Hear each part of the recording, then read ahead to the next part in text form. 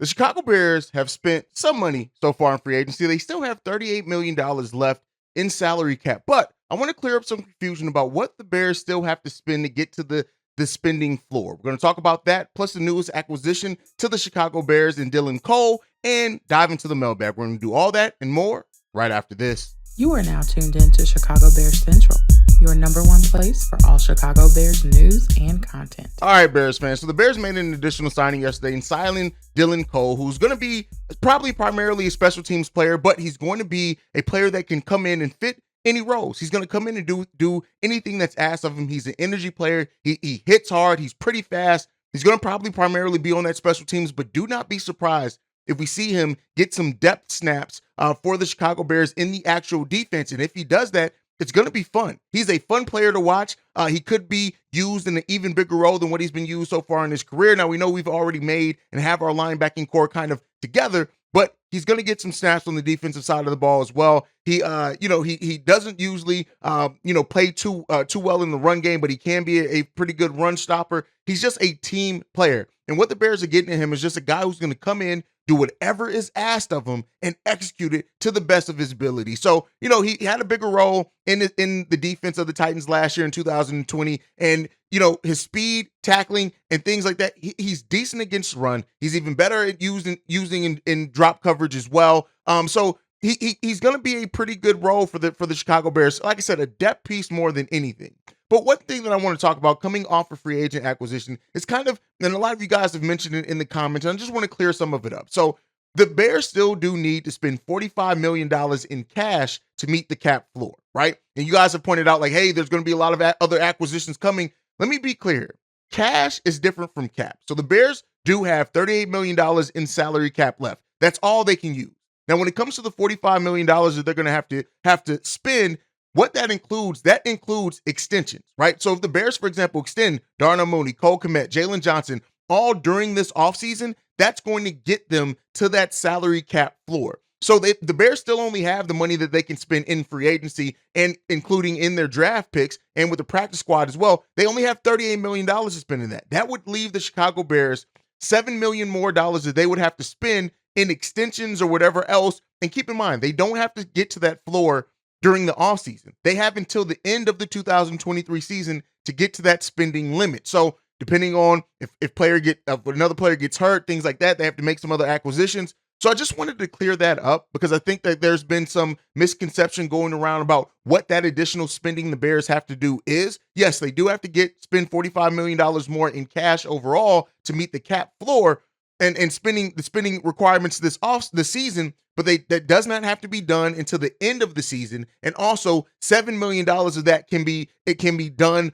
through just extensions that the Bears give out. So an extension to Cole Kmet example will probably get the Bears right there. An extension to Darnell Mooney would get the Bears right there. So I just wanted to clear that up because a lot of you guys have been leaving comments on it, and I thought that there was some misconception about what that spending to the floor meant. It does not give the Bears any additional cap space. The NFL is one of the leagues that does have a true hard cap, so you can't spend over the salary cap. But you do have to do an amount of spending to get to that floor. So with that said, even with the Bears draft picks and things like that, it still leaves them some money that they have to spend. But again, that can be done through the extensions. And that's probably where we're going to see that in is the draft class, free agent market, any acquisitions that they do throughout the season. And they don't have to get to that level until the end of the season. So I just wanted to clear that up some for the Chicago Bears fans who have been asking about what that spending to the floor really means and what the Bears would have to do to meet that requirement. So any questions on that down below, please sound off. You guys know I love to hear from you on everything when it comes to that type of stuff. But if you have any other questions, please let us know down there.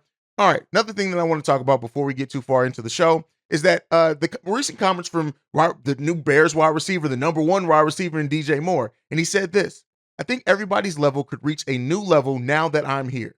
I was talking to Mooney, and we were talking about being together with Chase, me and him, how it's going to elevate the offense and elevate Justin at the same time. Because I'm not here to just be like just a bright light. I'm here to just make everybody around me better, and I just want to try to get some wins. He finishes by saying this: the way that we got me here was to better the franchise. So that's what I'm here to do. I'm going to put my head down and work hard every day and just go from there. And the acquisition of DJ Moore was one that surprised a lot of members of Bears Nation, right? It surprised a lot of us because we didn't necessarily think that the Bears are going to be able to trade their number one pick, stay in the top 10, and get a player the caliber of a DJ Moore. He instantly improves our wide receiver room drastically. And what he does, I can't wait to see. And hopefully Luke Getsy also use him more creatively also in the run game. We saw Chase Claypool utilize a little bit in that area, so I would not be surprised if that's the case. But you want mentality when you're trying to build a winning team, right? When you have a team that has not won yet. We won 3 games last season. We have not, while we have some talent on this team, we've improved the talent level overall on this team. We have not won very much. That's probably why we missed out on some free agents that some outlets had the Bears all but signing this offseason. So when you're trying to build that winning mentality, having players of the mentality of a DJ Moore to already add to the leadership that Justin Fields has shown in this time, then you talk about on the defensive side of the ball, adding Tremaine Edmonds and what we have there in Jaquan Brisker and how his mindset is already that of like somebody who you can tell is going to try to be a leader on the team.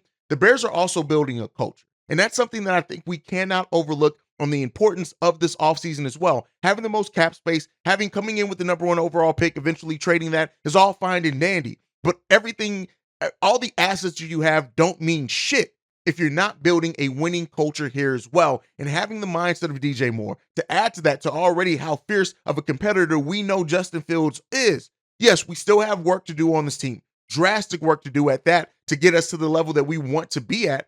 But at the end of the day, you want to have that mindset. You want to have that culture in here, and we're still building it. That's the aspect that we're still building. When you look at the Hitch principle and things, we're still building that and that mindset. And I love what Matt Eberflus has brought on that side of the ball. But we have to build a winning culture and a winning mindset and a team that is going to hold each other accountable while also trying to make the people around them better. And DJ Moore saying this, yes, you expect a player of DJ Moore's caliber to say that. We have to see it be executed out on the field. I think I said court earlier, not talking about basketball, but you know what I mean. We have to see it executed. We have to see it brought to fruition. It's great to say all the things, and in offseason, that's all you can do. You can only talk during the offseason. But when it's time to put on those pads, when it's time to get on the field, we need to have players and people with the mentality that are going to get the Chicago Bears to being the winning franchise we all drastically deserve after the years we've been seeing this franchise struggle. The years we've been going up and down, the years that we've maybe taken some leaps, and we've seen our defense, for example, get worse and worse year after year. When you're trying to build a culture, when you're trying to improve a culture that's had its struggles and its issues with coaches and GMs and everything, you brought in a whole new staff. You need players that are going to buy into that mentality. You need players that are going to set the tone, set the expectation. We have that in Justin Fields. One of the things that you know that we've gotten and we saw in Justin Fields in just last year was the leadership that he does have and the capability he has to be a leader for this team. We need to see that grow, but giving him weapons like a DJ Moore, as well as somebody else who's going to come in with the mentality to kind of set a expectation there, it's well. It really does feel good, and we hope to see that continually grow for this team and this franchise at a time that we need it, right? As we're trying to turn this franchise around, Ryan Poles, you guys know, we're all one. But as we're trying to do that, we need players with that type of mentality. Cole Kmet has a little bit of it in him as well. I want to see him grow as a leader also. And this team I like the nature around this team. I like the culture around this team. I like the vibe around this team. And let's hope that we see that continue to grow for a team that drastically needs in a city and franchise that wants to see this team be the best that they possibly can. So let's see what this team's going to develop into, man. I love the mindset from DJ Moore. But all right, let's get off that. Let's go ahead and get into the mailbag for today. We got one voicemail for today. We're going to go ahead and play that now. Hey, what's going on, brother? Gentlemen, my name is Jay Allen. Just wanted to say I appreciate y'all for the content y'all put out. I've been watching y'all show faithfully, honestly, only for the last maybe 2 weeks or so. And, I've been trying to dive back into some episodes that y'all been put out earlier.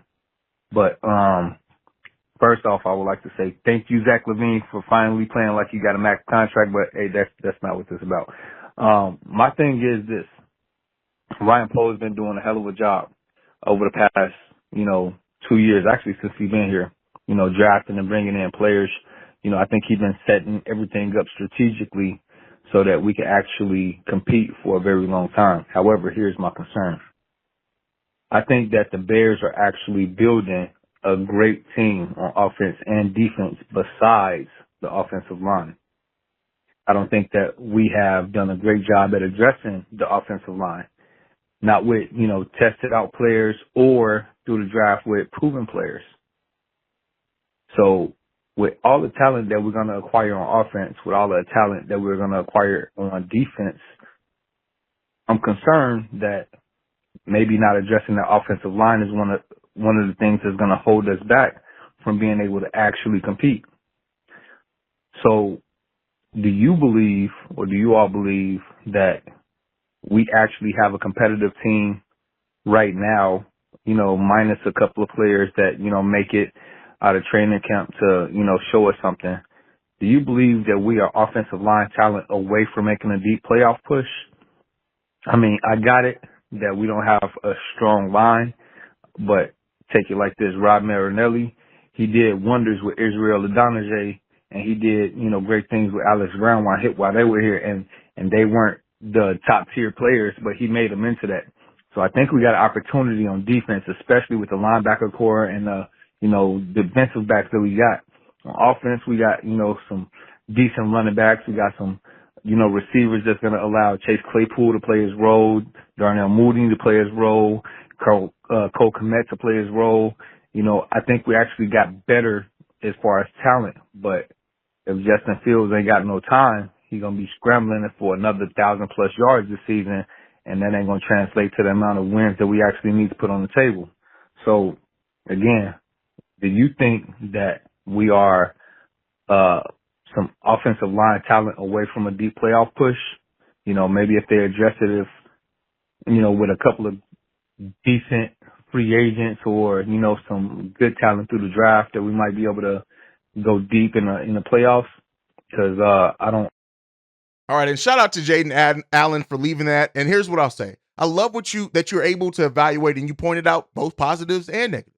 Poe being strategic and how he's setting this team up for now, the present, and the future is something that we just have not had here in Chicago for a while, and I commend him for that mindset. I commend him with the foresight that he has to try to continue to build this team and improve this team now, but also make sure he has assets. Also make sure he has young players around that are going to be very big parts of the Bears' future. Now, you said that you have concern over the offensive line. I think we all have that. The offense and defensive line probably are the biggest concerns right now, and so we need to address it. We've addressed it a little bit in free agency, but I do think when you look at this draft, there's a lot of really quality offensive linemen in this draft. And while I know some Bears fans have the thought and an idea, okay, well, how much is a rookie really going to help improve this team on that offensive line? And I think that they can do a lot, but you need leadership. We do have some veterans who are keeping Cody Whitehair around. They're going to be like mentors and those type of pieces for this team. Alex Leatherwood's still here, who's a young player himself, but we do need to do their work. So to answer your question, are we an O-line away from making a deep playoff run?